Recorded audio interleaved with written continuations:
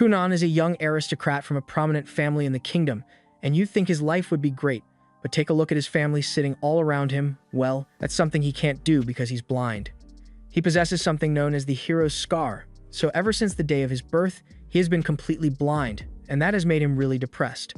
His personal maid, Eiko, has to lead him everywhere he goes, but to give Kunan something to do, she encourages him to learn magic.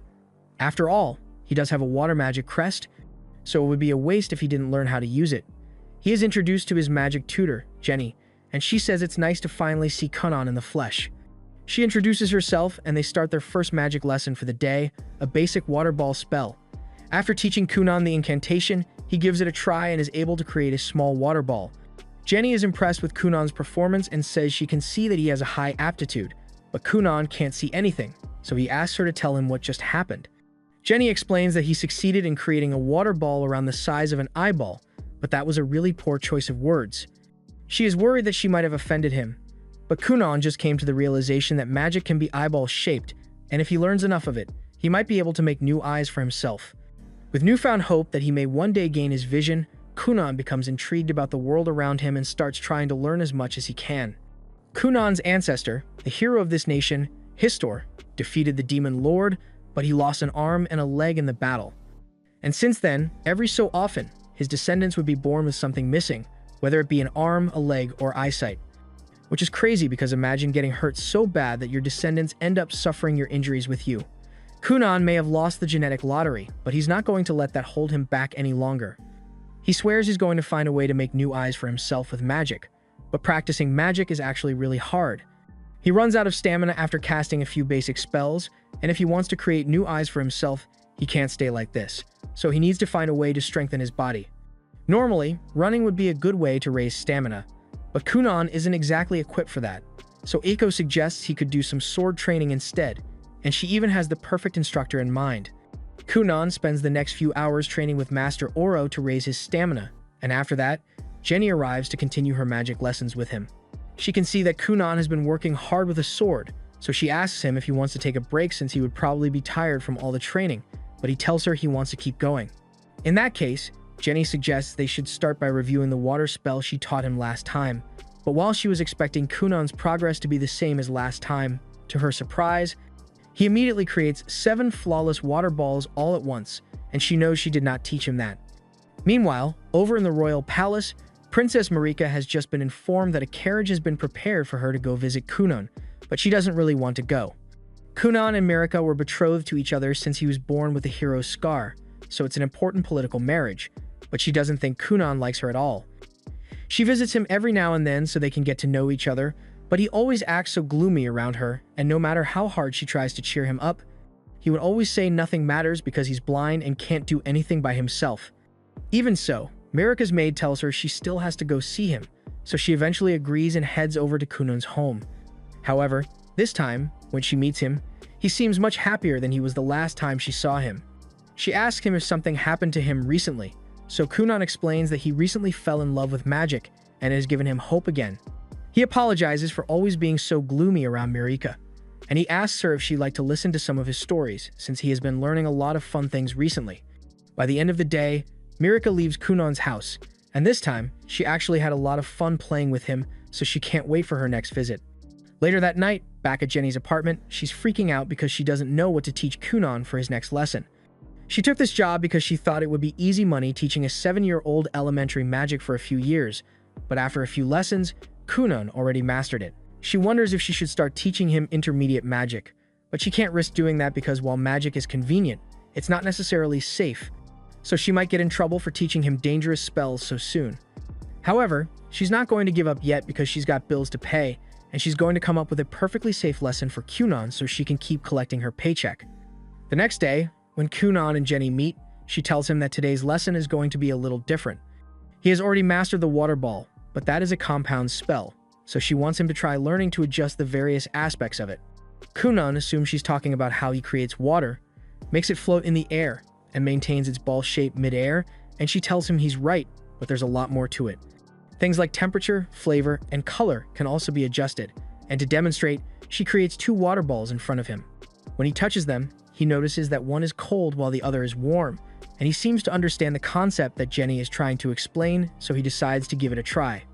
Jenny is shocked to hear him say that, because she came up with this lesson intending to have him spend the next few weeks learning it, but just from her explanation, he already understands the basics of the technique and was even able to create juice-flavored water. Granted, it's still really hard for him to do, so he's going to need to practice a lot. The next day, Iko is getting ready to prepare a drink for him, so she asks Kunan to make some hot water for her.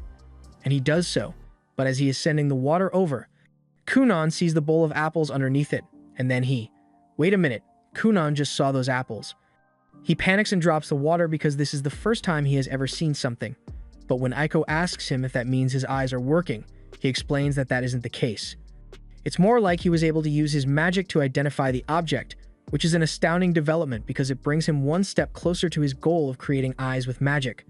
Right now, all he can do is differentiate the red apples from the green ones, but he still has no idea what most colors actually look like, so he's going to have to do a lot of practice to get used to this. A little while later, Iko goes to report the good news to Kunan's father, and he is shocked to learn that Kunan can actually see now. Iko explains that he can only see within a small range near his body with his magic, but he can identify colors easily, so it's as good as regular vision. He is also able to read books now by tracing the colors of the pictures. He still can't understand words yet since he never learned how to read as a kid, but it's only a matter of time before he gets the hang of it, and Kunan's father is glad to hear it. Later that day, Kunan is getting ready for his usual magic lesson with Jenny, but while he's waiting for her to arrive, he gets an idea and decides to surprise Jenny by showing off how much his magic has improved. To do this, he creates a massive ball of red water in the air, and Iko thinks it looks beautiful, but a moment later, his family comes to check on him. And Kunan is so excited to see them that he loses control of the water ball and splashes it all over himself and Iko. Kunan's mother is horrified by the sight of him in this state, but he doesn't understand what the big deal is since he is just covered in a bunch of red water. Iko explains to him that the color red can be a bit unsettling to most people because it's the same color as human blood, but Kunan had no idea that blood was red to begin with. Kunan spends most of his free time reading and his father has taken notice, so he calls Kunan's brother, Ixio, into his office to tell him about his plans. He tells Ixio that he's thinking of sending Kunan to school now that he can take care of himself, but he is going to need Ixio to look after him as much as possible as his older brother. Sometime later, Kunan is summoned to the main branch to meet his father, but he's not sure what this is about since he hasn't done anything bad recently. When he finally meets his father, he says he has a very important announcement to make. According to Kunan's tutor, he has already finished most of the subject material taught at the school for noble children, even though he has never actually been to school. He was wondering if Kunan is curious about what going to school in person feels like, but Kunan says he's not particularly interested in attending school. After all, he wouldn't want to be a burden on his classmates, and he has his own goals he wants to achieve. He asks his dad if it's a problem that he doesn't wish to attend school, and it kind of is because school is mandatory for all noble children, and technically, Kunan is already enrolled, at least on paper. But due to his unique circumstances, his father got the king to make a special exception for him. However, now that Kunan has learned to see well enough to move about on his own, his father thinks it's time for him to consider going back to school. Kunan asks if he's trying to get rid of him because of the red water incident, and Kunan's dad is still a bit upset about it, but that's not the reason. He's saying this for the sake of Princess Marika, because if Kunan doesn't go to school, then it will make him look bad to the other nobles, and even if he isn't worried about his public image, as Marika's future husband, any negative opinions about him would affect her as well. Kunan understands the point his father is trying to make, so he agrees to go to school, but he still thinks it's going to be a waste of time since there's nothing new for him to learn there. His father tells him he doesn't actually have to attend classes. He just needs to pass all the advancement exams needed to qualify for graduation, and since he has already completed the syllabus with his tutor, it should be easy for him to pull off. A little while later, Kunan meets with Marika to inform her that he will be attending school soon, and she's really excited because that means she will get to spend more time with him at school. But Kunan is a little worried since if Marika is with him all the time, then all the boys who have crushes on her will get jealous, and they might take it out on him. Marika tells him he will probably be fine, but to be honest, that didn't sound very reassuring, so Kunan thinks he should probably get a new wand for self-defense. On the day of departure, Kunan and Ixio get into a carriage to leave for the academy, but to make the ride a little smoother, Kunan casts water magic on the wheels to act as shock absorbers. Ixio is impressed by how much Kunan's magic has improved, but Kunan says he has just become a little stronger, so it's not a big deal. He also apologizes since he's sure he must have worried his brother a lot with how depressed he was before, but now he is determined to survive no matter what, so Ixio doesn't need to worry about him anymore. Ixio is glad that Kunan has changed for the better, but then Kunan says he will make sure he succeeds even if it means the rest of the world has to perish, and that's crossing into villain territory. So Ixio is a bit worried again. They eventually arrive at the school, and Kunan can hear the voices of dozens of new people all at once. In the past, he would have backed out immediately without giving it a try, but not anymore. He asks Mirika to take his hand as the two of them walk into the building, and near the entrance, there's a professor waiting to meet him. Cass was asked to act as Kunan's guide and proctor for the advancement exams, but she's a bit worried because she has heard rumors about Kunan being a shy and reserved boy, and she's not sure how to handle someone like him who refuses to socialize. But to her surprise, a moment later, she sees Kunan and walk by with Mirika and Ixio, and they all seem to be chatting normally. She catches up to them and introduces herself as the professor who's going to be in charge of Kunan today, and Kunan says it's a pleasure to meet her. The bell rings soon after, so Mirika and Ixio have to go to their respective classes now. So Mirika says goodbye to Kunan and tells him to meet her in the cafeteria for lunch once he's done with his exams. Meanwhile, from the second floor, Mirika's older brother has been watching her, and he can see how happy she is with Kunan, so he could be supportive of her. But nah, he wants to be a hater, so he intends to confront Kunan the moment he finds him. Meanwhile, Kunan has just arrived in his exam room, and Cast is explaining the basics to him. There are 5 exams he needs to take, and normally, these exams are spread out to give students time to prepare, but an exception was made, so he will be allowed to take the tests back to back. Kunan apologizes to her for the trouble, explaining that his father and the king are practically best friends, so they likely pulled a few strings to force the school to make an exception for him. He then goes off on a tangent about just how close his father and the king are, but she really doesn't want to hear any of it, since she prefers to stay out of the politics of high society. After the tests are complete, Cast heads to the faculty room to grade them, and she thought she was going to have to fudge Kunan's scores a little to make sure he passes since the king is backing him, but he actually aced every single test on his own, and for someone who has skipped school up till now, that doesn't make any sense. After the test, Kunan meets up with Mirika, and the two of them are about to have lunch together when all of a sudden, Lyle cuts them off.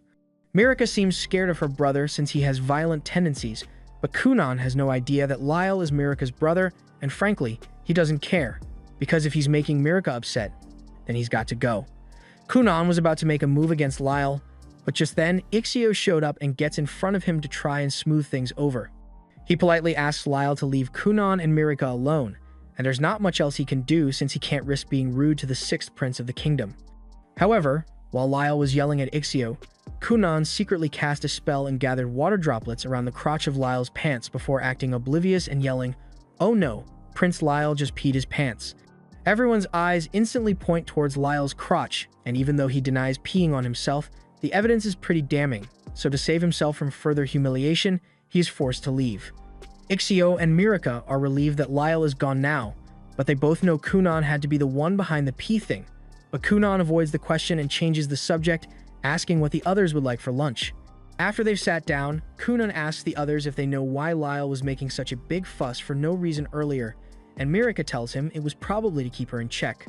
Lyle is the 6th prince, while she is the 9th princess, so she's below him in the royal hierarchy, but since she is engaged to Kunan, a sorcerer who possesses the hero scar, it puts her in a much higher standing status-wise.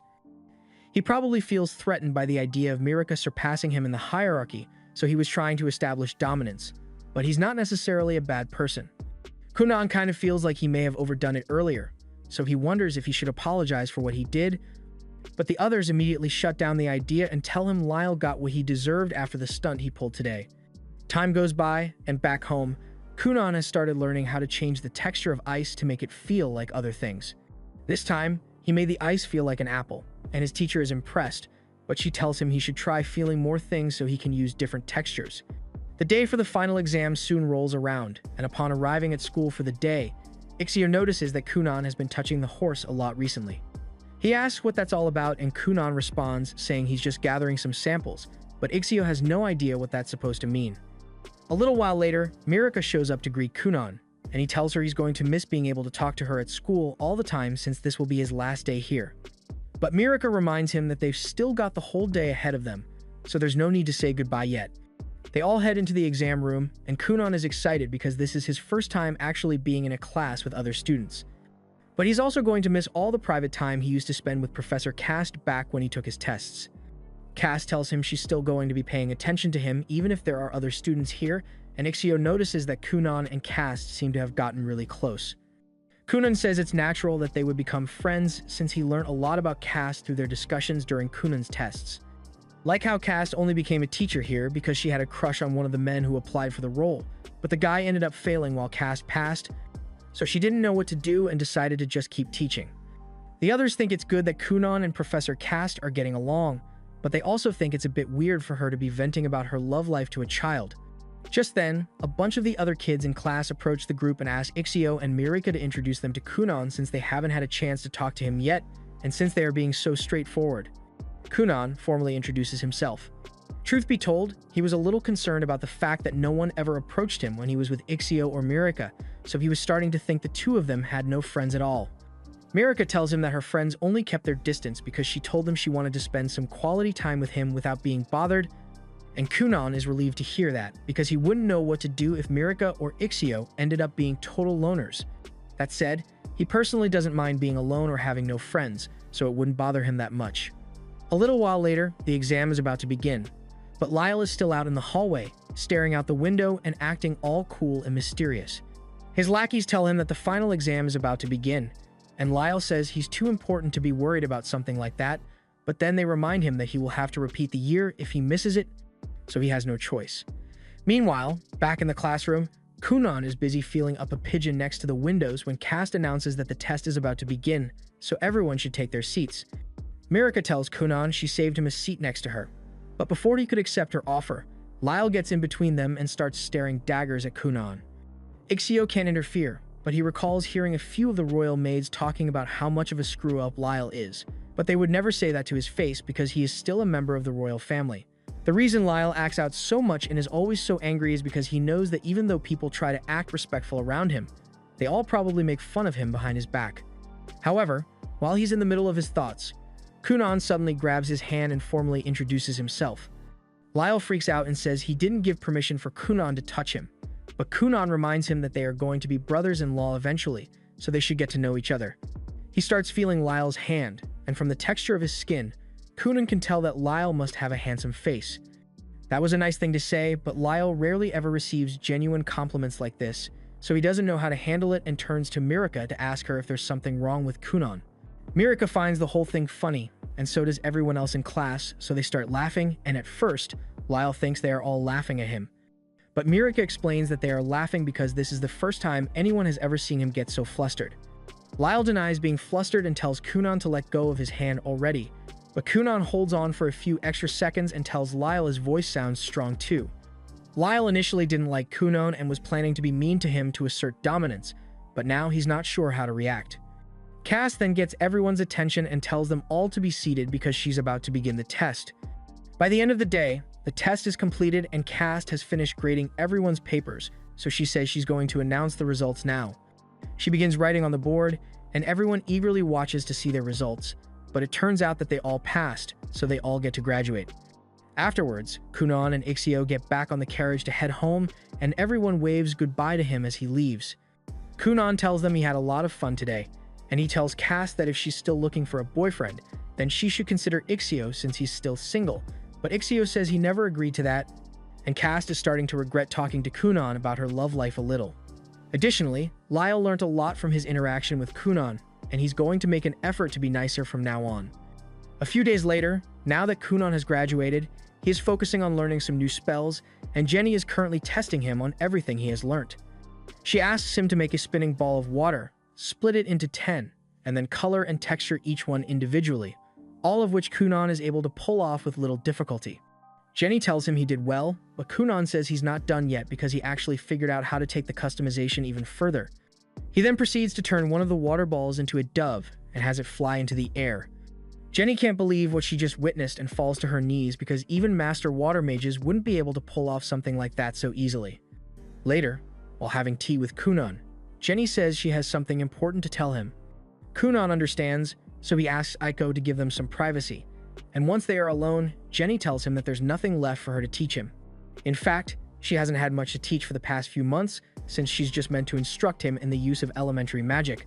But at this point, Kunan is a better mage than she is, so there's no reason for her to continue being his teacher. Kunan gets up and tells her that she's actually a great teacher because he has really enjoyed all the desperate little tricks that she would turn into lessons for him. She may not be on the level of more advanced mages, but her insight gave him new hope in life, and he truly values it. Jenny appreciates him, saying that since she had to work really hard and rack her brain to come up with those lessons, and it is becoming too much for her to handle. Kunan asks her if she's saying this because she thinks the salary isn't worth all the trouble, because if that's the case, he asks his father to give her a pay raise. But Jenny tells him it's actually the opposite. She feels guilty about receiving such a high salary when she does so little. Kunan tells her that the lessons she comes up with are worth every penny, but Jenny says she's already hit her limit. Her brain is bone dry when it comes to ideas now, so she tells him he deserves to have a better sorcerer as his teacher instead of her. Kunan begs Jenny to stay because he wants to continue having her as his magic teacher, but there really isn't much she can do for him at this point. After saying goodbye, Jenny leaves the mansion, and as she is walking away, she thinks to herself that Kunan is undoubtedly a genius, and it's only a matter of time before he becomes one of the greatest mages on the continent, so she's going to do her best to keep up with him by training her own magic. The next morning, Kunan is informed by Iko that his usual academic tutor, Miss Flora, has just resigned as well. He is shocked to hear this, but it does make sense since he has already finished the curriculum and graduated from the Noble Academy, so he doesn't need to be tutored anymore. Kunan still wishes he had gotten to say goodbye before she left, so he decides to write her a thank you letter later. And Iko thinks that's great, but while Kunan is at it, she asks if he could ask Flora if she knows any 20-year-old single men who would be interested in marrying her. Kunan feels hurt that Iko wants to get married and leave him behind, and she's not trying to make him feel bad, but she does need to think about her future as well. Besides, she's sure that Kunan will be alright on his own, but he says he's not alright at all. Jenny already left, he just found out that Flora resigned, and now Iko wants to leave as well. At this rate, he won't have anyone left soon. That night, during dinner, Kunan tells his father about Jenny quitting and how she said he should find a master sorcerer to become his teacher if he wants to continue learning. Ixio thinks about it for a second and recalls a rumor about an extraordinary royal sorcerer. Their mother recognizes the description and asks Ixio if he is talking about Xanil Finral, because he is famous throughout the capital for his immense power and good looks. He would be a perfect candidate for Kunan's new magic teacher, but their father says there's a major problem with that plan. They can't hire Zio. As a royal sorcerer, the only people allowed to give him orders are the king and other members of the royal court. On top of that, Zio rarely leaves the royal castle, and even meeting with him is highly regulated, so the chances of hiring him as a magic instructor are slim, but he says he will at least ask the king to see if there's anything he can do. A little while later, the Grand Master Mage at the royal castle receives a report that says an apprentice-level sorcerer boy is asking to study under one of his royal sorcerers. This is practically unheard of, even for the son of a noble who is best friends with the king. The Grand Master's apprentice happens to be Mirika's older sister, so she personally does like Kunan, but royal sorcerers aren't swayed by status or power. The Grand Master initially intended to reject the request regardless of how well connected Kunan is, but then he started reading Kunan's file and that's when he realized this. This kid might actually be special. A few days later, Kunan and his dad head to the royal capital because they just received permission to meet with the royal sorcerer. They are both honestly surprised that it works since almost no one ever gets an opportunity like this. And if things go well with the meeting, then Kunan might be able to get him as a tutor after all. Kunan thanks his father for pulling the strings to make this happen, but his dad tells him there was no nepotism involved. The royal sorcerers simply took an interest in Kunan after reading his file, although he has no idea why. To pass the time, Kunan decides to make a cat out of water, and it looks like his spell control has gone up by a lot since it looks and feels exactly like a real cat, although he still hasn't figured out how to make it move naturally or make sounds, but his dad absolutely loves it. Upon arriving at the castle, the two of them are met by Lady Raisha, so Kunan gives his usual greeting, but then he is informed that Raisha is actually the second princess, making her Mirika's older sister, so Kunan says he's happy to finally meet his future sister-in-law.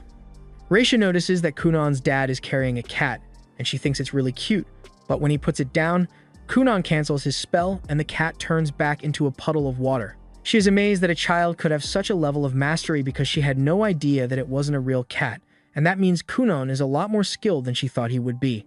She offers to lead him to the Black Tower right away, but before he goes, Kunan's dad informs him that he has an audience with the king later today, so he asks if Kunan will be alright getting home by himself.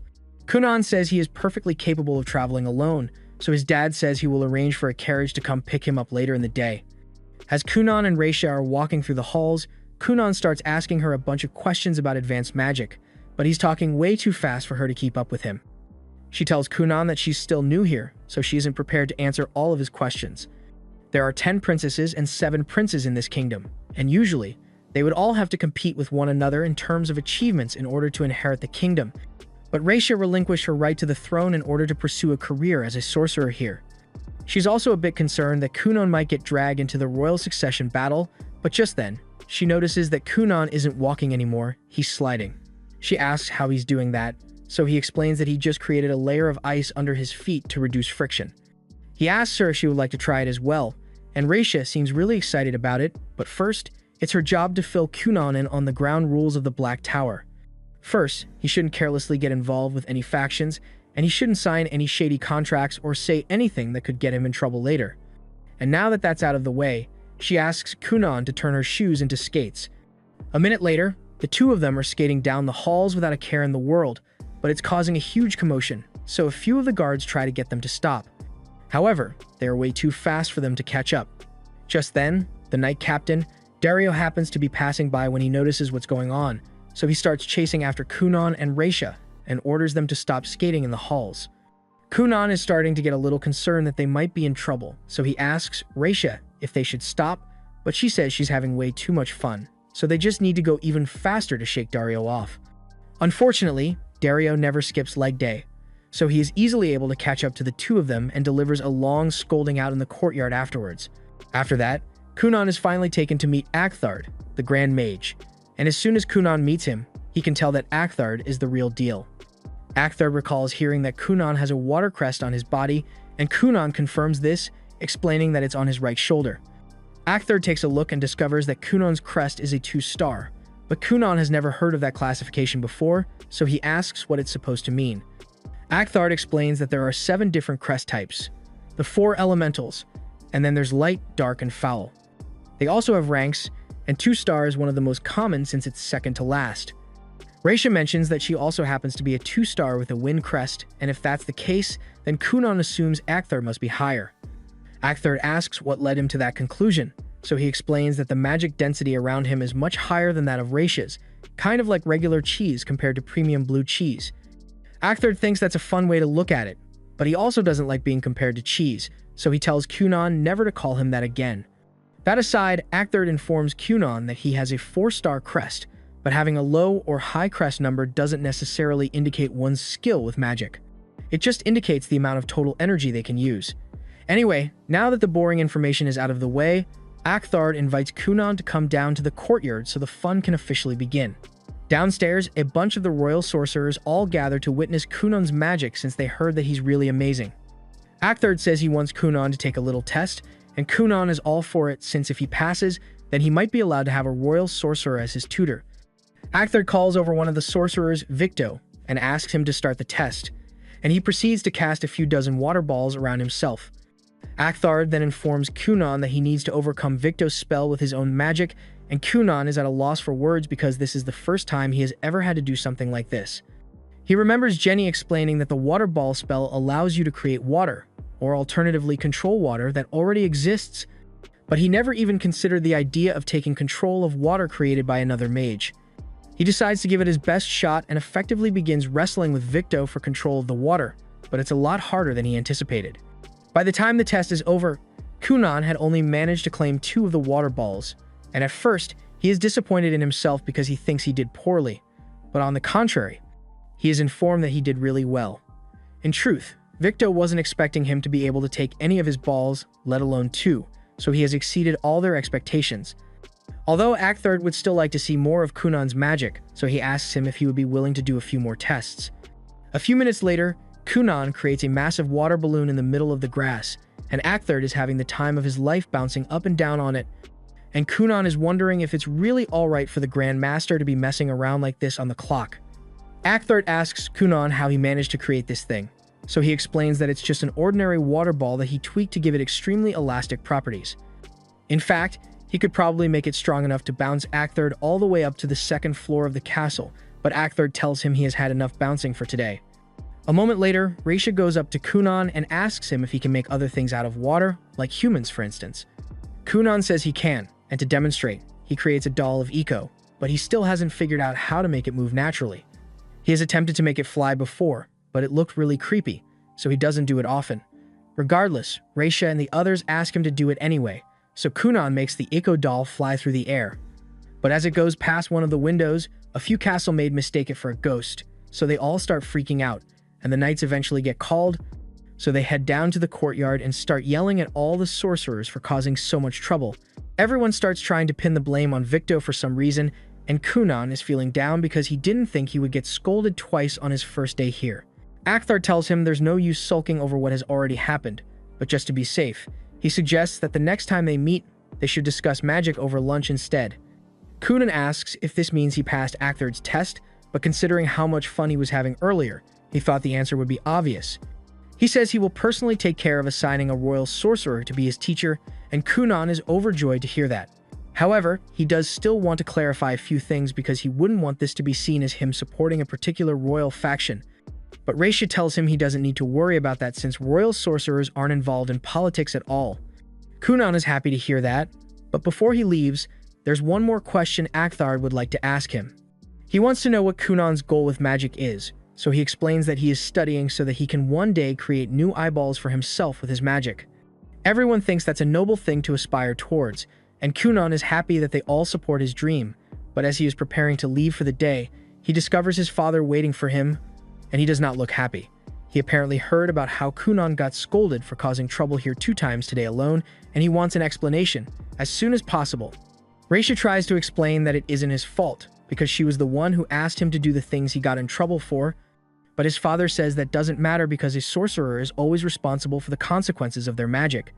After all, one who possesses the power to potentially kill thousands shouldn't be able to use the excuse of "I was just following orders," so if listening to orders will result in others getting hurt, then you should always refuse to do it no matter what.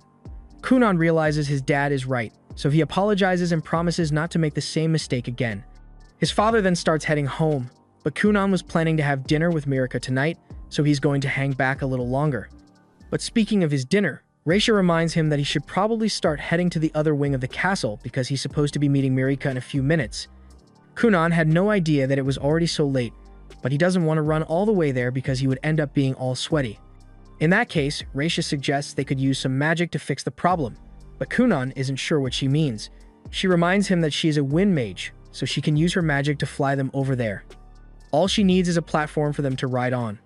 Kunan creates another water balloon, and after the 2 of them get on it, Kunan makes it float into the air, and once they are high enough, Raisha uses her wind magic to propel them forward.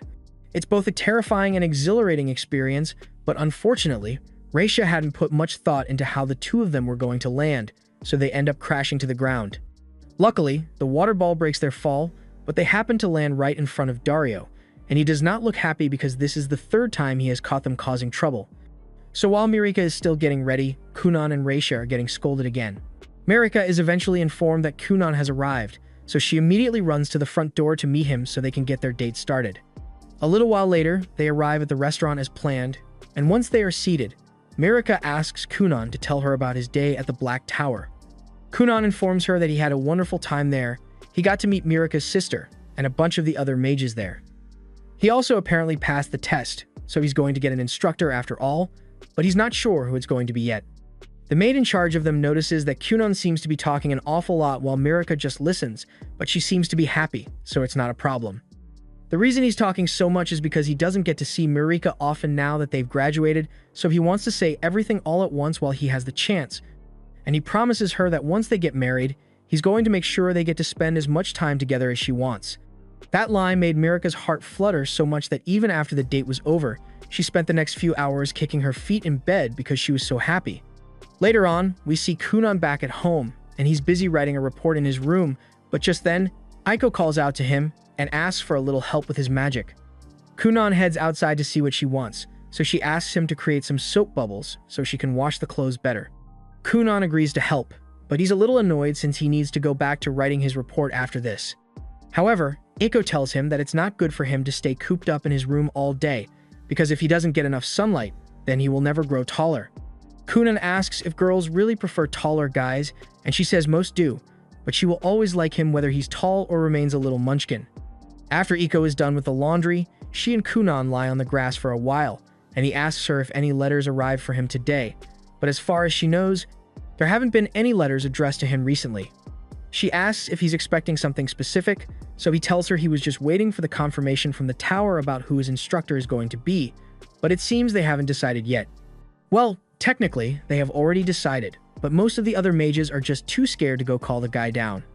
One of the mages eventually heads to Zeon's room to tell him that the Grand Mage has a task for him, but he is met by a mountain of messy papers, and when Zeon finally gets up, he threatens the guy for messing with his valuable sleep time.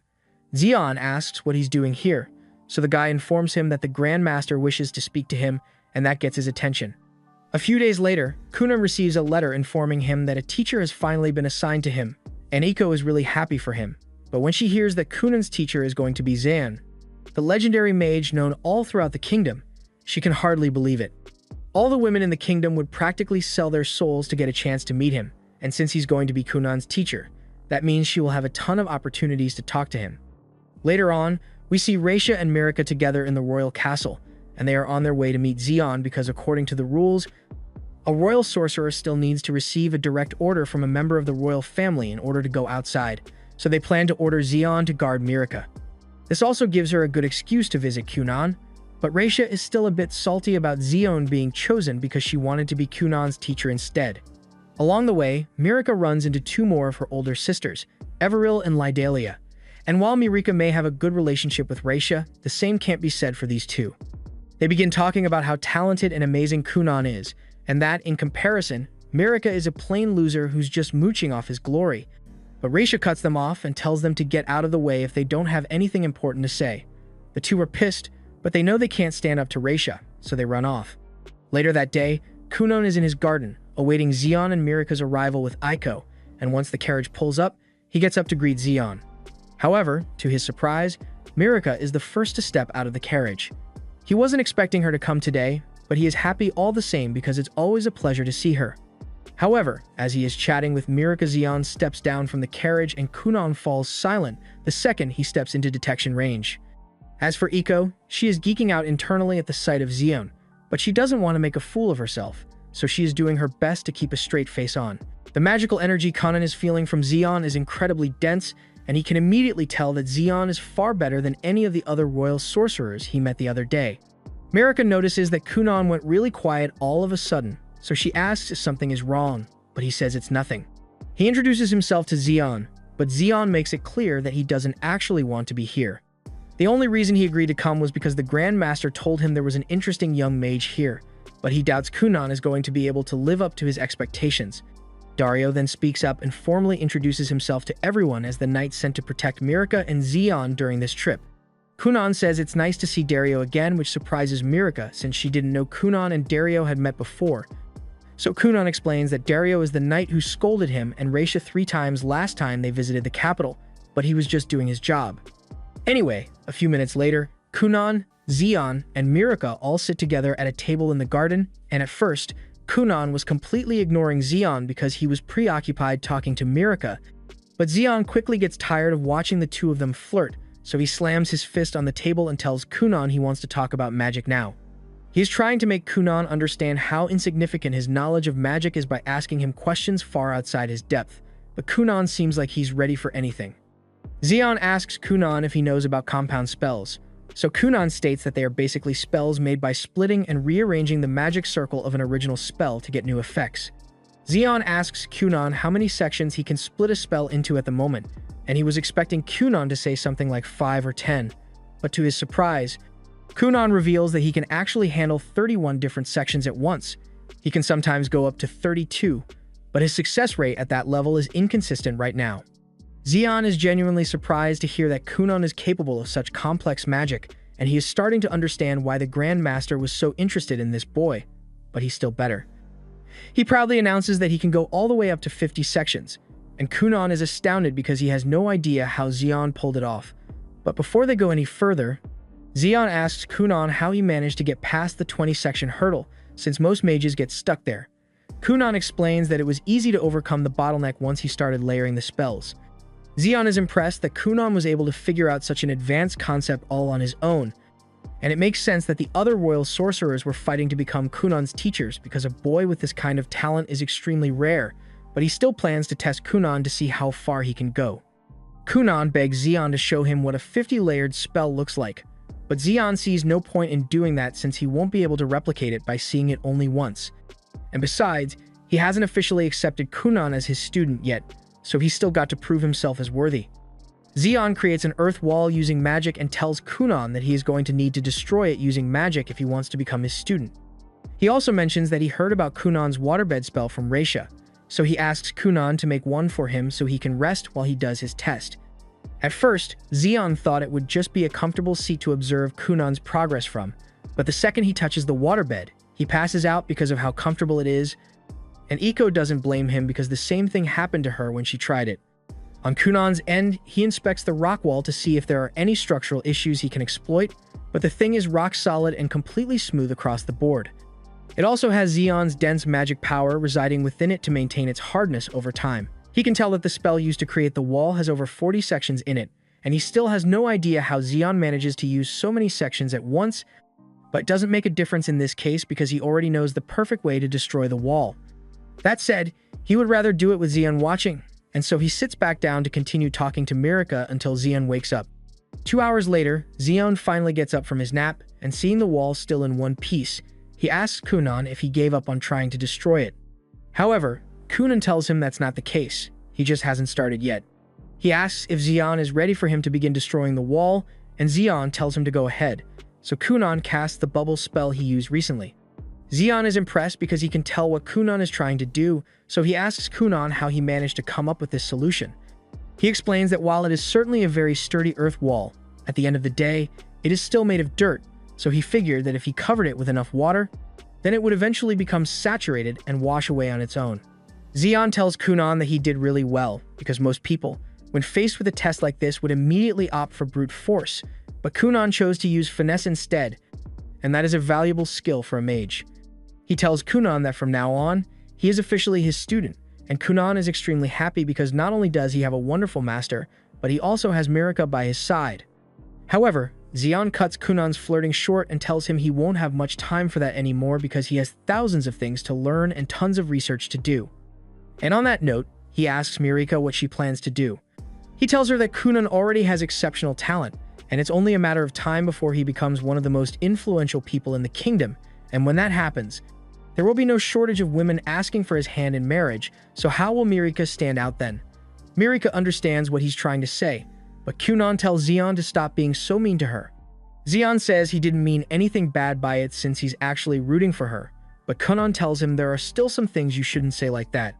And with how he acts, Kunan wouldn't be surprised if Zeon was unintentionally mean to the girl he loved at one point, and someone else was able to steal her away from him because of it. Those words hit really close to home for Zeon just now, but he won't admit it, so he just yells at Kunan to shut his mouth. Later that night, Mirika returns home and gives some serious thought to what Zeon said earlier today. She knows that Kunan is going to become an amazing person in the future, and if she wants to remain worthy of his partner, then she is going to have to improve herself somehow. A few days later, Zeon and Mirika return to Kunan's home for his next lesson, and Kunan is so excited that he can barely contain himself. However, instead of training, Zeon apparently had something else in mind for Kunan's lesson today, so he takes him to an empty office and dumps a pile of documents on the table for him to sort through. This was technically supposed to be Zeon's job, but he's too lazy to do it, so he tells Kunan that he needs to get through all of these by the end of the day, and asks him to make another water bed so he can take a nap in the meantime. Since Kunan is going to be busy with this all day, Mirika won't be able to talk to him at all, so Aiko offers to make her a cup of tea while she waits. However, Mirika declines and says she actually has a favor she would like to ask for.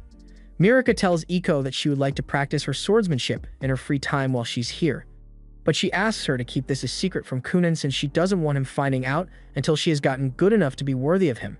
While Mirika is training outside, Kunan is still busy organizing all of Zeon's documents, but it's incredibly difficult since Zeon's handwriting practically qualifies him to be a doctor. A little while later, Zeon finally wakes up from his nap and asks Kunan if he is done with the documents yet, but Kunan tells him he's still only halfway through them.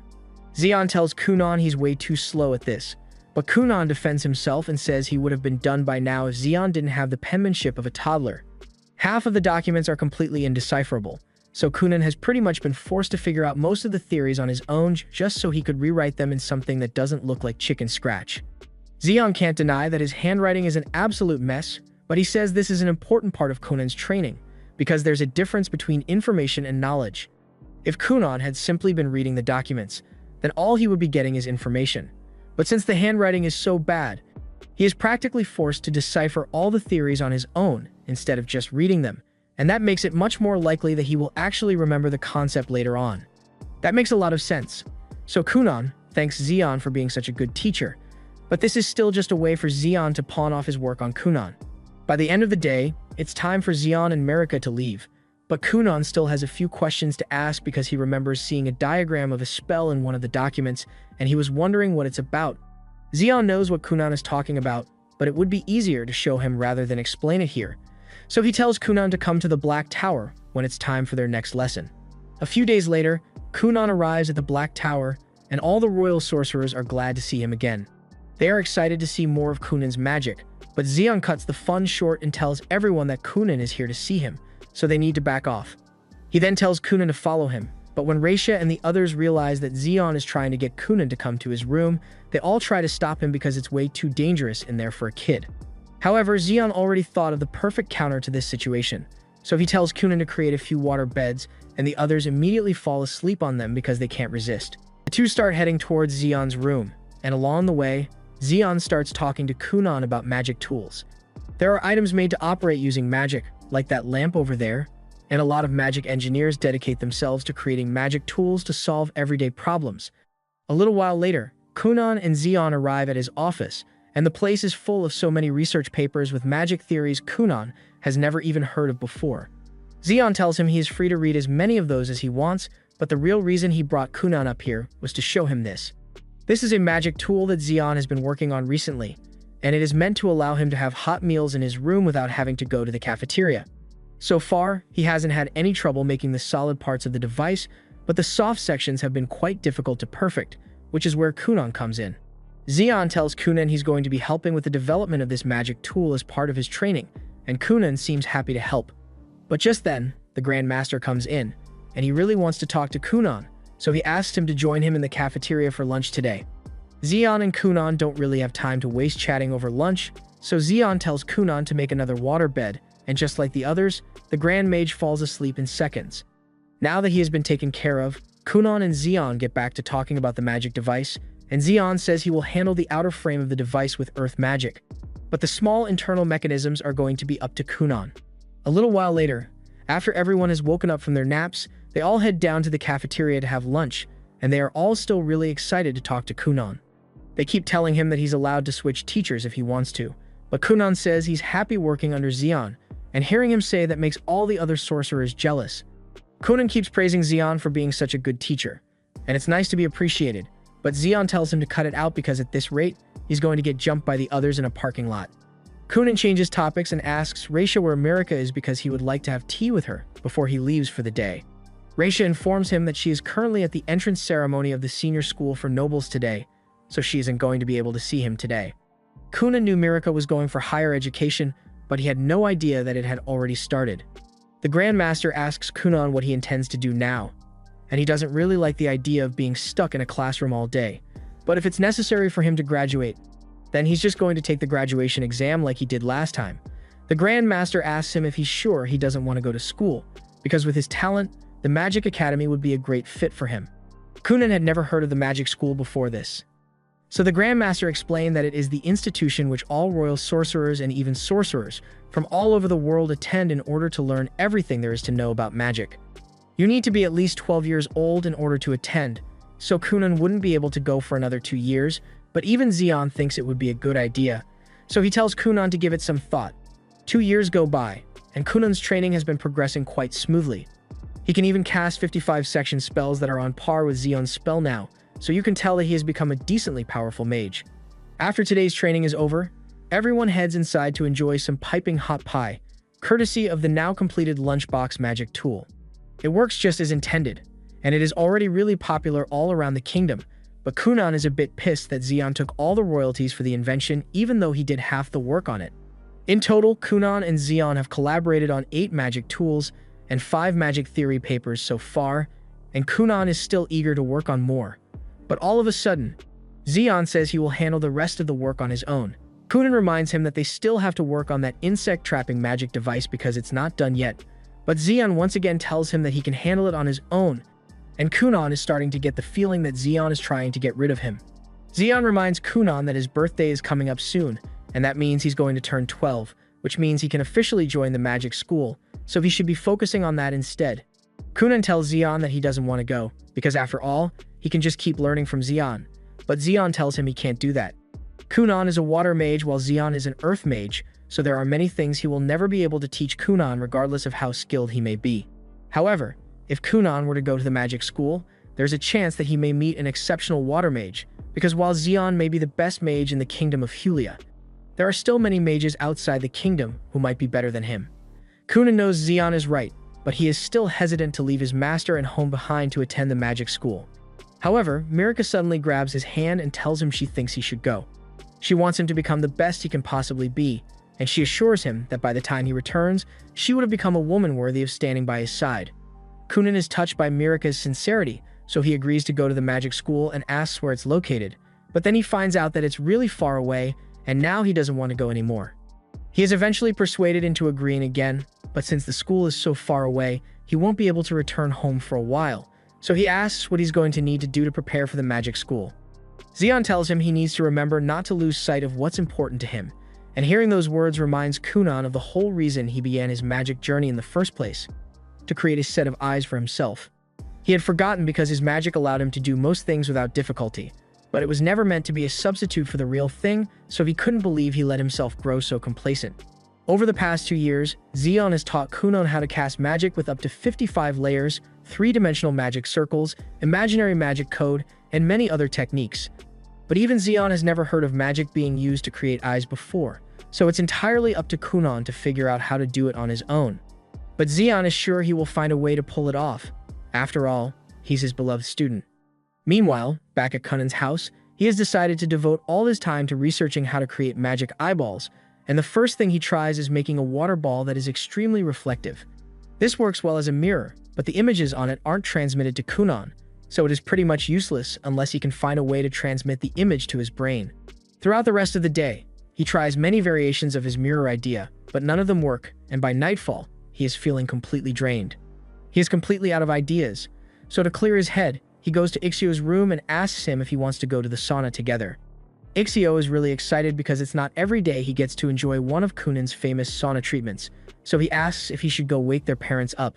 Kunan says he wouldn't want to bother them this late at night, but Ixio knows they love the sauna just as much as he does, so they would be upset if he didn't wake them up for it. A little while later, the entire family gathers in the sauna together, and Kunan fills it with steam so they can all enjoy the heat. Ixio asks Kunan why he suddenly wanted to use the sauna this late at night, since this is rare for him. So he explains that he has been working on his biggest project recently, but he hit a block. The others immediately realize that he's talking about his magic eyeballs, but there's not much they can do to aid his research, so Ixio just tells him that if he ever needs a break, he can always come to them. The next day, Kunan is having breakfast in his room, and he starts thinking about how kind everyone in his family is to him.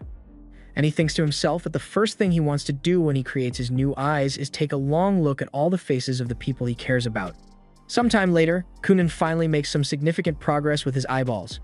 By using a water mirror as the base and applying a Relogic sand pattern, it can now track moving views and transmit them directly to Kunan's mind.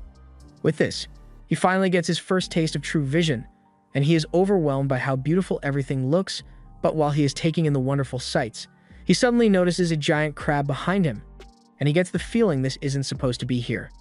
He decides to ignore it for now since this is a special moment, and he had already coded that the first thing he would do after gaining vision would be taking a long, hard look at himself. So he creates a mirror and begins staring at himself. Unfortunately, he realizes that his face looks kind of mid, so the reveal wasn't as impactful as he was hoping it would be. Anyway, now that that's done, Kunan turns to the giant crab and asks what it's doing here, because this definitely isn't normal.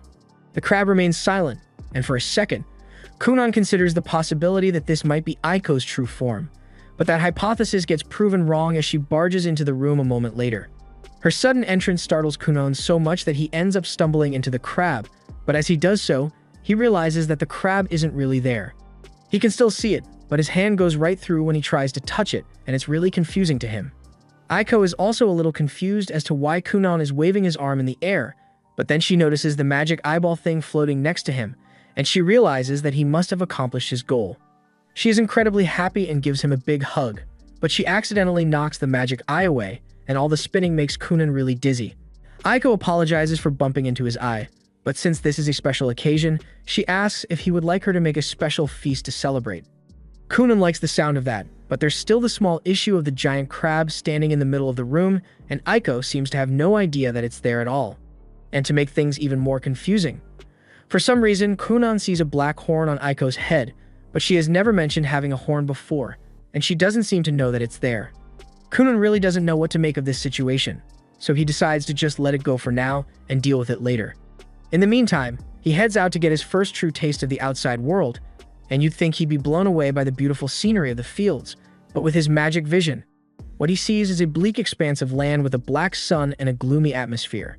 This is not what he was expecting at all, but he has never seen the sky before, so he can't tell if this is normal or not. Aiko soon joins him outside since they are about to head to the main building to inform the others of his sight, but Kunan is still rather concerned because the crab is following him now, and Aiko still can't see it. When they eventually arrive at the main house, Ixio and Kunan's mother are overjoyed by the news that he can now see, and Kunan is happy to see them as well, but for some reason, Ixio has wings, and his mother has heterochromia. They both look really cool to Kunan, but just like with Aiko's horn, he is the only one who can see it, and he still doesn't know why. A few moments later, Kunan's father comes running up the stairs because he was just informed of Kunan's sight, and Kunan was expecting him to have an invisible feature similar to what the others have, but to his surprise, his father looks like a walking calamity on par with Anti-Spiral.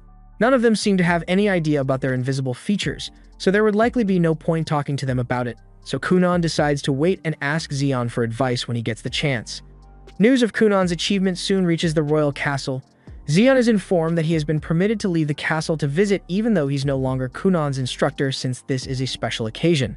Later that day, the carriage from the castle arrives and Marika is the first to come out and greet Kunan.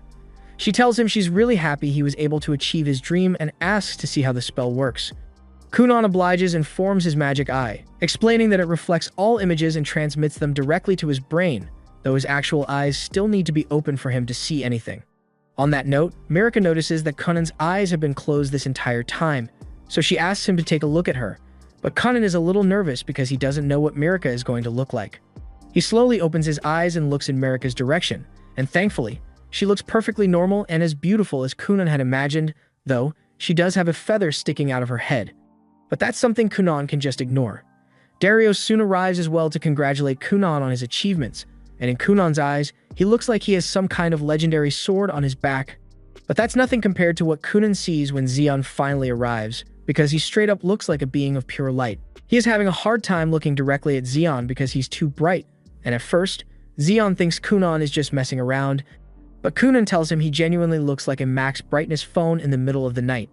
Kunan asks Xion to join him inside because he has something he wants to discuss in private, and Xion agrees, so he follows Kunan inside. While they do this, Marika heads out to the garden to continue her training with Dario as usual, and inside, Kunan informs Xion of everything that has happened since he gained his vision, including the giant crab that's following him everywhere he goes and the random features he keeps spotting on people. Xion finds the whole thing hilarious since he has never heard anything like it before, but Kunan doesn't think it's funny, because when he eventually marries Marika and moves into Villa with her, he doesn't want to have to deal with a giant crab watching everything he does. In all seriousness, Xion does believe that Kunan is telling the truth because the descriptions he has been giving seem a bit too vivid for him to have made them up. He also feels flattered by the fact that Kunan sees him as a being of light and takes pride in that even though he doesn't know what it means. There are two possibilities he can think of for Kunan's current situation at the moment, and one is that Kunan's magic eye might be allowing him to see the shape of people's souls, which is why he sees hidden features that no one else can. Kunan agrees that it's possible, but if that's the case, then it would mean his soul is a giant crab, and he doesn't want to accept that. Zeon also suggests that it could be hallucinations brought about by intense magic sickness, but Kunan has never heard of magic sickness before, so he doesn't know what it means. Zeon explains that in this world, there are various locations which are dense with magical energy, and he was once walking through such an area when he suddenly got hit with a sudden spell of dizziness. It felt as though he had downed 20 shots of vodka in one go, and he began to see dozens of immaterial creatures moving through the area with no physical form. That sounds really similar to what Kunan is experiencing, but there's no way to know for sure, since neither of them has much information on what this phenomenon is. Zeon tells him that they will be able to learn more about it as Kunan looks at more and more things, but until then, they have to keep working on theories to find a pattern. Kunan asks him if it's possible that he just messed up the magic eye when he was creating it, which is why he's seeing all this weird stuff, but Zeon tells him that's not possible, because anything that someone as brilliant as Kunan makes is bound to work. There are many creatures in nature that can't see color, some with dozens of eyes, and some with no eyes at all. There's no universally correct way to see, so it's perfectly fine for Kunan to have his own way of seeing the world. And besides, the things he's seeing might hold some significance that they haven't figured out yet. But in the meantime, he probably shouldn't tell anyone about the strange things he's seeing, since it would be a bad idea to draw attention to it before he has figured out how it works. Kunan agrees with Zeon, and he's glad he chose to ask him for advice before doing anything else. But looking directly at him still hurts his eyes, so it's hard to stay focused. Late into the evening, Mirika is done with her training, but Kunan is still talking with Zeon inside, and she can't leave without Zeon, so she has to wait out here with Iko. Since Kunan's birthday is coming up, Mirika asks Aiko if she has any idea what a good gift for him would be, but Aiko tells her that Kunan will be happy with anything Mirika gives him, so there's no need to overthink it. A few moments later, Kunan and Zeon finally come outside, but as soon as Zeon sees Mirika, he bursts out in laughter because he can't stop imagining how funny she must look to Kunan since he sees her with a feather sticking out of her head. Later on, Aiko is helping Kunan clean out his office, and she asks him where she should put this pile of books, but he says he has already finished reading all of those, so she can just take them back to the main building's library. The reason he's cleaning out the office is because today is his 12th birthday, and he has officially decided to attend magic school. That evening, Kunan's family throws a party for him, and they all give him the gifts they prepared for the occasion. They are happy for him, but they are also upset that he's going to be moving so far away. Kunan's mother is taking it pretty hard because she doesn't know how she will handle not having Kunan around anymore. But Kunan assures her that no matter how far Kunan goes, he will always love her. Later that night, Kunan and Mirika are out on the balcony together, and Mirika asks how Kunan's preparations for his departure have been going. He tells her he just packed a few of his most comfortable clothes and the bare necessities because he can buy everything else he will need once he arrives. Unfortunately, Mirika has to go to school on the day Kunan is meant to leave, so she won't be there to say goodbye to him before he leaves. But Kunan understands that she has things she needs to do, so it doesn't bother him.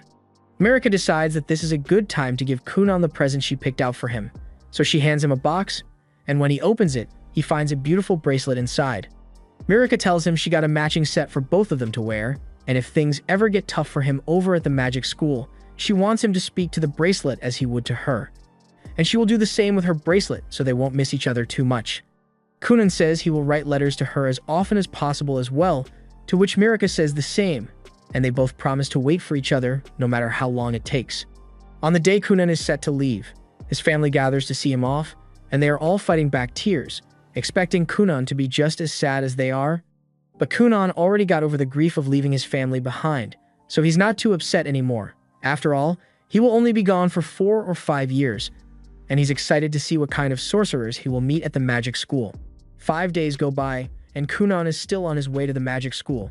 Iko asks him how much longer it's going to take for them to get there, and Kunan tells her it's going to be a long while since the magic school is in a whole different kingdom, and they haven't even left the borders of Hulia yet. At this rate, it will take them about a month to arrive at the magic school, but on the bright side, they should be arriving at the mansion of Kunan's grandfather soon, so they can rest there for a bit. That said, Kunan is a bit apprehensive because Aiko has made it clear that she doesn't plan on remaining as Kunan's maid forever. She wants to get married and have a family of her own at some point, and if she plans to make that happen, then it's now or never. Kunan is still really reluctant about letting Iko leave, so Iko tells him that if he doesn't want her to leave so badly, then all he has to do is abandon Mirika and marry her instead. But they both know Kunan can't do that, so this is the way it has to be. They eventually arrive at the residence of Kunan's grandfather, and Kunan is a little excited since it has been 4 years since he last came here. He heard that his grandpa had an extensive library of magic books, so he practically guilt-tripped his parents into letting him come, but he also happens to get along great with his grandpa as well. Just then, Kunan's grandpa comes running outside to meet him, and he's absolutely overjoyed to see him again. Kunan is just as happy to see his grandpa, but the whole invisible features thing is still going to take some time to get used to because his grandpa apparently has Demon Lord horns. To commemorate Kunan's enrollment into magic school, Grandpa offers to buy him anything he wants, and when he says anything, he means that literally because the man is loaded.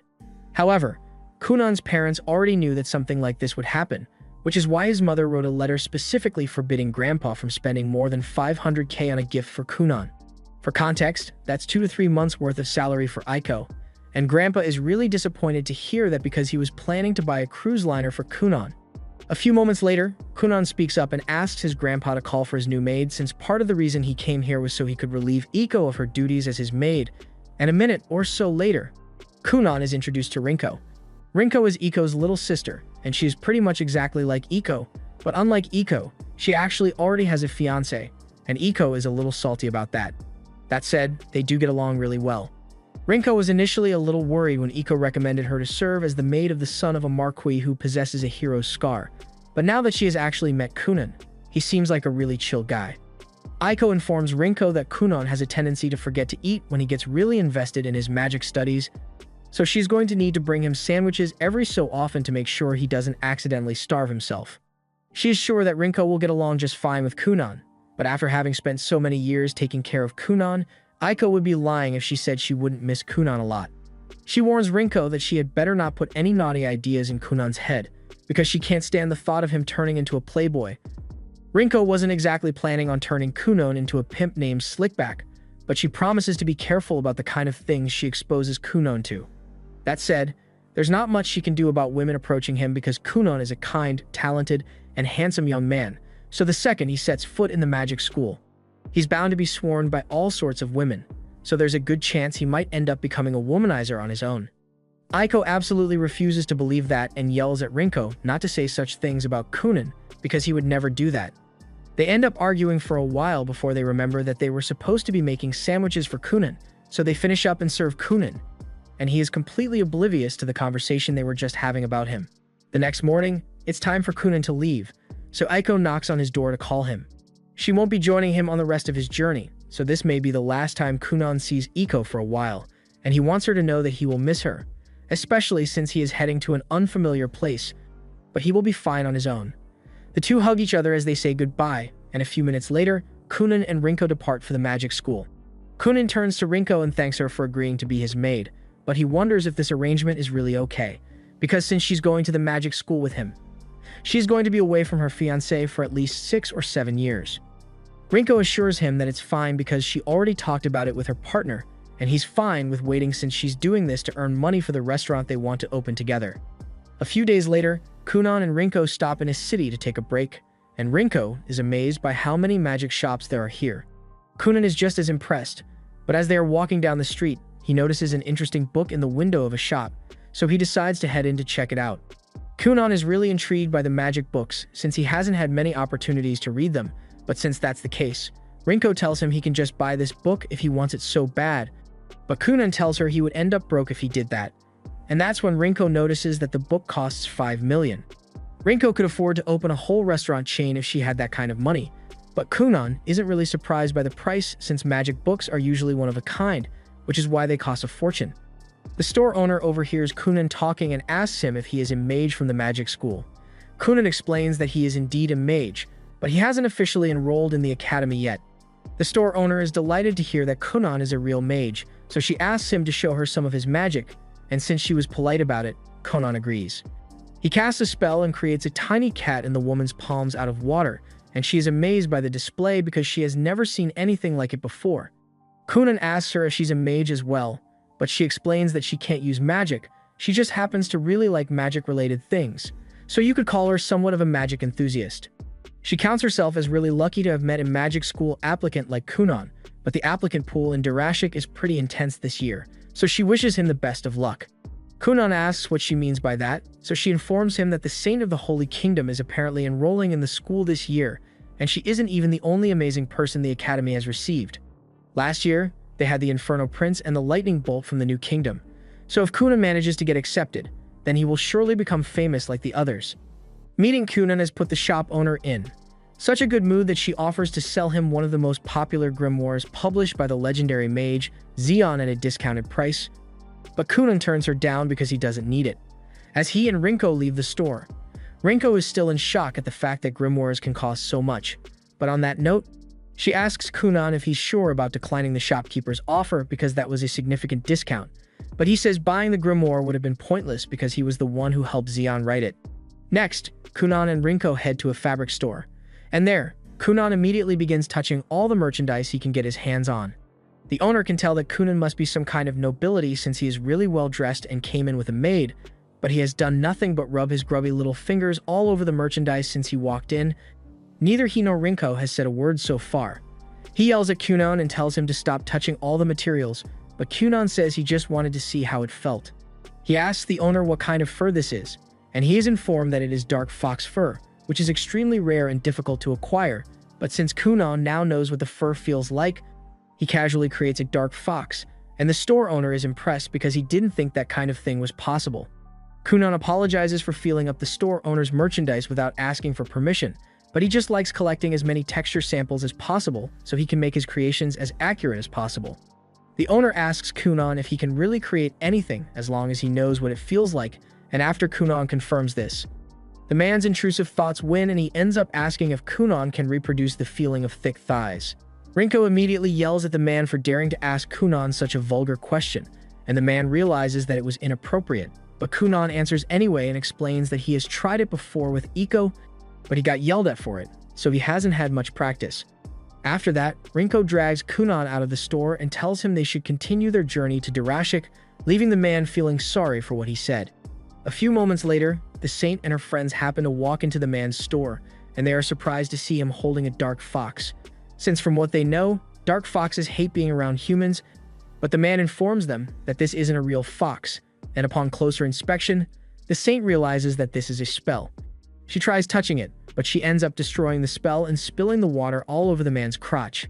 She apologizes for her mistake, but the Saint had never seen a spell like that before, so she and her entourage ask the shopkeeper to stand still while they examine the residual magic from the water they spilled on him. And considering her status, the man has no choice but to do as she says. But having teenage girls poke at his junk in the middle of his store was not on his bucket list today. Later on, Kunan and Rinko finally arrive at the magic school, and the first order of business is to check into the dorms, but they are shocked to find out that the dorms are already completely full. The receptionist, Lubel, informs him that students were meant to apply for dorm space way in advance, but Xion never mentioned anything like that, so Kunan had no idea. Now, he and Rinko have nowhere to stay, so Rinko suggests they could stay at a hotel, but hotels are pretty expensive long-term, and Kunan would like to save as much money as possible so he can afford any magic stuff he may need, so renting a house is the best option right now. Fortunately, Lubel happens to have a list of rental properties in the area that she keeps handy for the sake of students who can't get dorm spaces, and thanks to her help, by the end of the day, Kunan and Rinko have found a house to rent. Meanwhile, in the magic school, the staff presents a list of this year's applicants to someone in a pitch-black room, and they seem particularly interested in Kunan for some reason. The next day, it's time for Kunan to take his entry exam, but Rinko is informed that only students are allowed to head inside, so she's going to have to wait outside for him. Rinko tries to bribe Lubel with some money to get her to turn a blind eye, but that doesn't work, so she ends up having to wait while Kunan goes inside to take his test, and while he's waiting with the other applicants, they all seem really confused by the fact that he's wearing an eye mask. Kunan creates his magic eye so he can get a look at his fellow applicants, and they all have interesting hidden features, but Kunan is particularly interested in the girl over there because she seems special.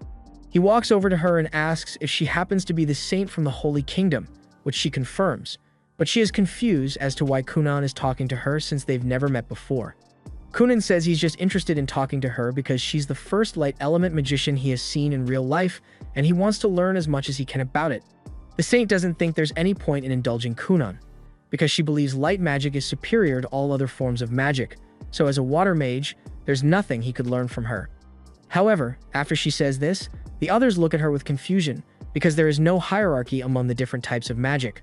The saint realizes she may have been wrong and apologizes since she was just repeating what she was told at the temple, and while she has their attention, she apologizes in advance to everyone because she has been told that she lacks a lot of the emotions a normal person would have. So even though she's just speaking how she normally would, she might end up offending them unintentionally. She explains that the reason she lacks emotion is due to the effect of the hero scar she inherited, and when Kunan hears this, he gets excited because that means he and the saint could become disabled besties. The saint still has no idea what Kunan is talking about, but just then, the professor in charge of the entrance exam shows up and tells everyone to get ready to begin. Kunan takes a look at Professor Soph, and at a glance, he can tell that this man is really strong, and Seifi is strong as well. But her feature is a little underwhelming since she's just got a bunch of rats at her feet. After introducing themselves, both Soph and Seifi congratulate all four of them for their enrollment into the Dirashik Magic School, and the kids are all shocked to hear this because they haven't even done anything yet. Soph explains that at this school, you're pretty much guaranteed to be admitted as long as you're a sorcerer. The saint is surprised to hear that since she was told the entrance exam was particularly difficult, but Soph explains that they just say that to make their school seem more competitive. Besides, seeing as all four of them have magic crests, which are exceptionally rare, there's no way they wouldn't be admitted to the school. Kunan is a little disappointed since he studied really hard to make sure he would pass the test, but Soph informs him that they will still be taking a test, so his efforts weren't completely wasted. There are 3 different courses here. The first level is known as Fundamentals, where mages can learn the basics of magic if they are new to it. The second level is called Teacher Assisted, which is pretty much just regular magic classes, and the third level is called Independent Research. It basically means your magic skills are already so advanced that you're free to do whatever you want as long as you don't commit any crimes. Kunan is really excited to hear this since the idea of getting to do independent research sounds great to him. But Soph adds that the advanced class is only suited for top-tier mages, so getting into it and graduating won't be easy. Kunan is really excited because he can't wait to see what kind of test he will be given, but his optimism really seems to annoy Seifi for some reason. The first part of their assessment is a practical test, so Soph asks everyone to step forward one after the other and share the type of their crest, its rank, and the number of spells they can cast. First up is Hank, so he steps out and informs everyone that he has a 2-star fire crest and can cast 7 spells. Soph then asks him to demonstrate his most powerful spell, so Hank casts a Fire Path spell. Kunan is impressed since the fire spell may be basic, but its unique trait is the fact that it follows a path that Hank lays out using his magic energy, so its applications are endless.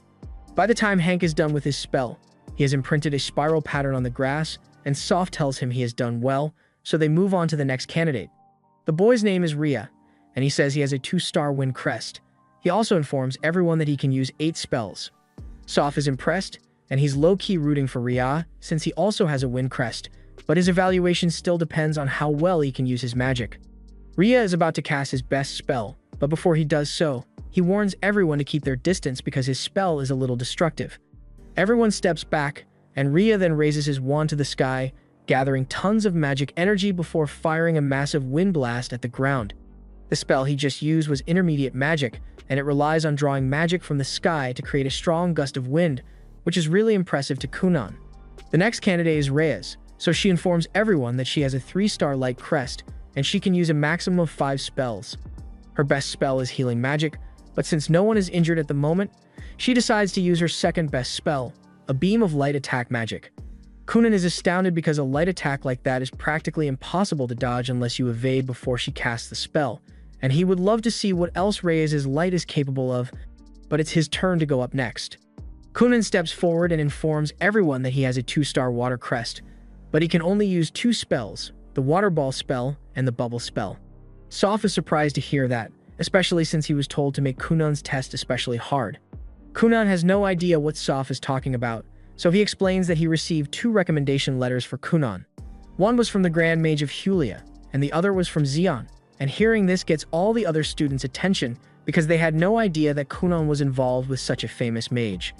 Kunan is surprised that they all know Xian, but Soph informs him that practically every mage in the education field knows who Xian is, and as it just so happens, Seifi has a bit of a rocky history with Xian, which explains why she is being hostile to Kunan as Xian's student. Anyway, since Xian was the one who asked for the test difficulty to be raised, Kunan says he's fine with it, So Soph begins and casts a wind barrier around himself, telling Kunan that he needs to find a way to defeat him like this. The others think this is an impossible challenge since Kunan only knows elementary water magic, and water spells are easily repelled by wind magic, so it should be impossible for Kunan to get to Soph like this. However, Kunan just looks at Soph with disappointment because he thought he was going to get more of a challenge. Soph thinks Kunan's confidence is interesting, but he tells him to complete the test first if he wants to complain about it being too easy, unless of course, he's just bluffing. Kunan can't let himself lose aura in front of Reyes since he's still trying to become friends with her, so he accepts Soph's challenge and begins by creating dozens of bubbles all around Soph. Soph is impressed that Kunan could create so many, but he thinks it's pointless because bubbles like these will never be able to get through the barrier. However, Kunan isn't done yet and proceeds to multiply the number of bubbles while turning them red and swirling them around Soph's barrier. Now, if Soph dispels the barrier, he will be swept away by the bubbles, but he still doesn't think this is enough, so he tells Kunan he's going to have to step up his game. However, Kunan casually creates a water chair for himself and tells Soph that the battle is pretty much already over. Kunan can keep his bubble vortex going for 2 days straight if he needs to, and there's no time limit, so he's perfectly fine waiting for Soph to run out of stamina. After all, with a spell like that, Soph must be eating through quite a bit of his mana reserves. So Kunan predicts that he will only be able to keep this up for half a day at most. As much as Soph hates to admit it, Kunan has him beat here, so he concedes defeat, and Kunan dispels his bubble vortex. As soon as he's done, Kunan turns back to Reyes and starts asking her to show him more of her magic. Since this part of the exam is over, Soph moves all the students into a classroom, and Kunan is still pestering Reyes to get her to show him her magic. He even invites her out on a parfait date to get her interested, but Reyes turns him down because she has no interest in showing off her magic. Soph gets everyone's attention and tells Kunan to stop flirting with Reyes because it's time for the next step of the exam, and it's important that he doesn't disturb Reyes' peace of mind before the interview. Kunan says he understands, and Seifi proceeds to call Hank as the first student to be interviewed. While Hank is gone, Kunan asks Soph what the interviews are about, but Soph doesn't really have an answer to that because the topic changes a lot depending on the candidate, so he will just have to wait and see. In that case, Kunan asks Soph a few questions about wind magic while he waits for his turn to be interviewed, and Soph doesn't have a problem with it, so he tells Kunan to go ahead. Once all the others have been called for their interviews, Soph asks Kunan what he intended to do if the test earlier had ended up having a time limit. Kunan says that if he didn't have the option of waiting Soph out, he was going to try to fuse his bubbles with Soph's barrier to take control of the wind. Soph asks him if he really thinks that's possible since he has never heard of a technique like that before, but even though Kunan has never tried it before, his gut tells him it should work since taking control of a spell from the inside should naturally be easier than trying to do so from the outside. He personally thinks that water magic is the most versatile since it is capable of penetrating most materials, but he can't claim it is the strongest because he has yet to figure out the details of how to do so. It is now time for Kunan's interview, so Seifi shows up to lead him to the interview room, but when Kunan arrives at the door, he's a little puzzled because his magic senses won't let him see what's beyond the door. He asks Seifi to describe the room to him. Until now, she had honestly forgotten that Kunan is blind, but she obliges and tells him that it kind of looks like nighttime in there. She asks him if he wants her to lead him inside if he can't see in there, but Kunan assures her that he will be fine on his own and walks in. This is the first time in a while that Kunan has been truly blind because even his magic eye can't see anything in here, but a moment later, his magic eye is forcibly dispelled and he finds himself surrounded by 7 figures. One of the figures starts approaching Kunan as she talks about how she used to be Xion's master, but Kunan cuts her off and asks that she not come any closer, because he has a fiancée and doesn't want to get too close to other women. The figure is confused by this since she was told Kunan was flirting with Reyes a few minutes ago, but Kunan says that wasn't flirting. He just wanted to learn about Reyes' magic, which is totally different.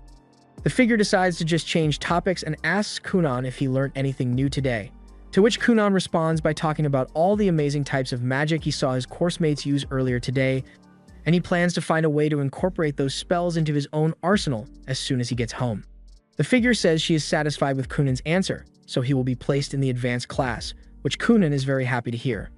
She then tells Kunan that if he does well, she might even take him on as her personal student, but before she even finishes speaking, Kunan has already walked out because he wasn't interested in paying attention.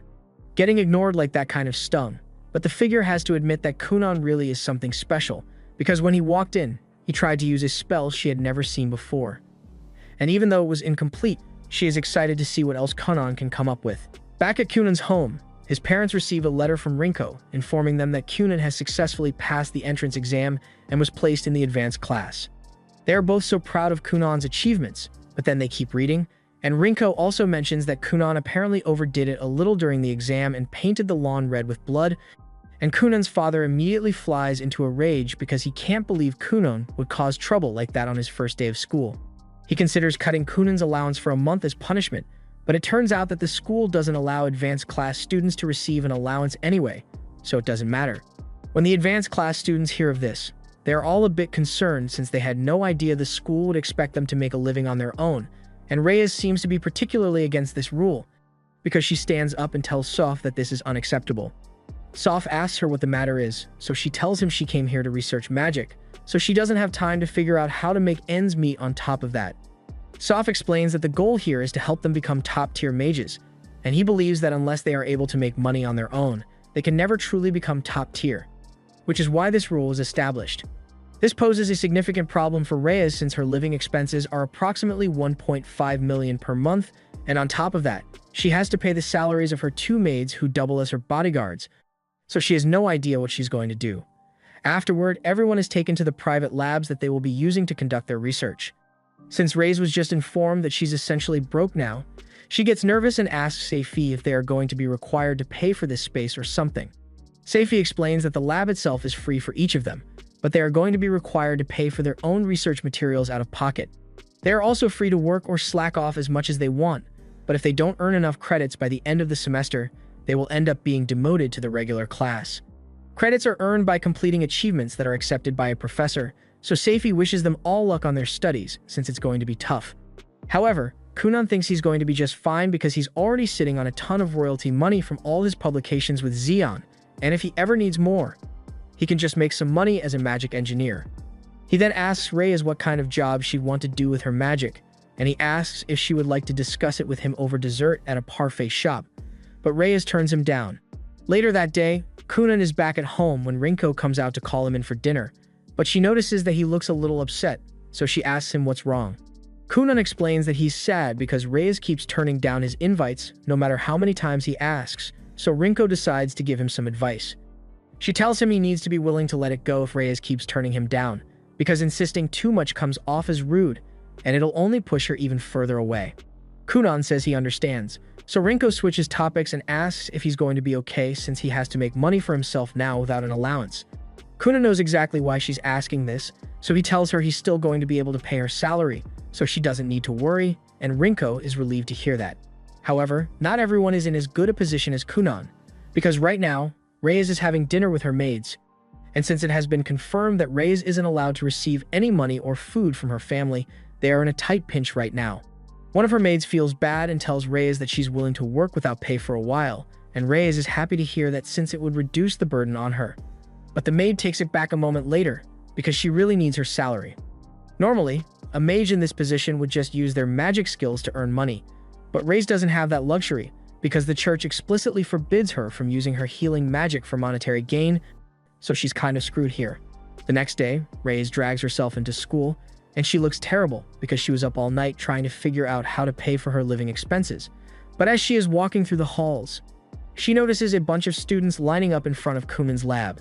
She asks the others what's going on, so they tell her that Kunan recently started a business, and it's a huge hit. They see a very tired-looking girl pay Kunan for a 60-minute sleep session, and after signing her in, Kunan leads her into his lab to get her settled in.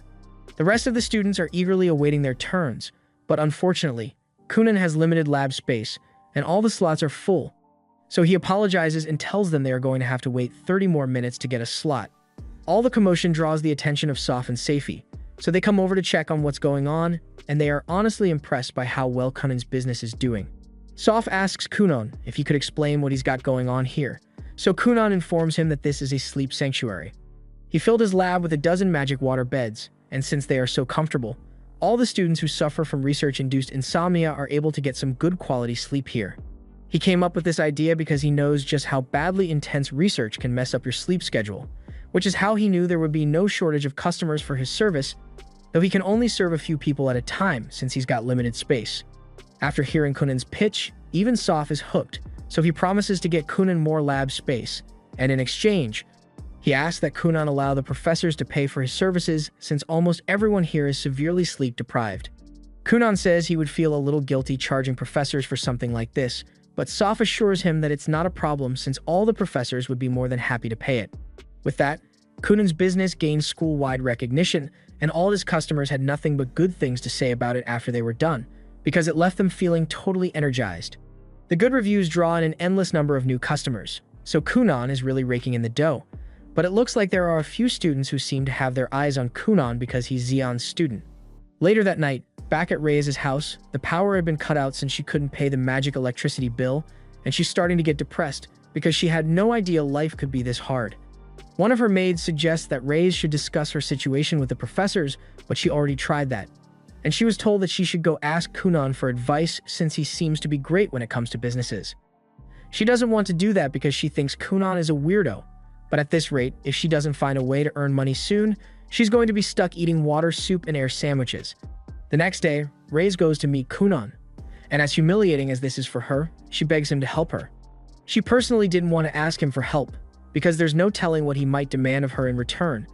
But Kunan tells her she doesn't have to worry about that because he would never take advantage of a friend's vulnerability. He may ask her to return the favor someday, but he promises not to make any unreasonable requests. That said, to make sure there are no misunderstandings, he asks Seifi to come in and act as a witness to their discussion. Kunan is already aware that Reyes needs money, so he asks why she doesn't just open a healing business since there are tons of people who would pay to have their injuries healed. However, Reyes tells him she can't do that because it is strictly against the rules of the church or use holy healing power for personal gain. In that case, Kunan looks into alternatives, and he mentions that some researchers in the school are willing to pay for the collection of research data, but learning to do that would take too much time considering Reyes' dire financial state.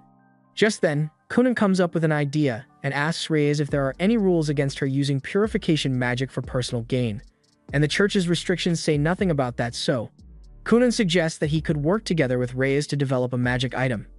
Seifi steps in at this point and tells Kunan to slow down a bit, because while she understands that Kunan is trying to do something nice for Reyes, things tend to get tricky when it comes to dual ownership of magic item patent rights, so maybe he should put a little more thought into this. Kunan says he doesn't mind letting Reyes be the lead on the project since she needs the money right now, and they can just work out the finer details later.